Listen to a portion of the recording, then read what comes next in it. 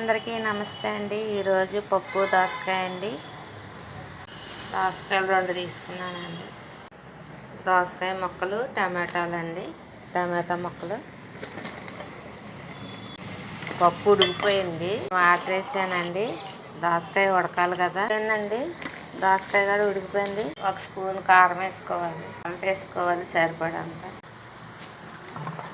అయిపోయిందండి, రుబ్బేసాను. చింతపండు రసం వేసేసుకోవాలి. మరిగాక తాలింపు పెట్టేసుకుంటాం. కొన్ని ఆవాలు, జీలకర్ర, మినపప్పు, ఉల్లిపాయలు, కరివేపాకు, కాగిపోయింది.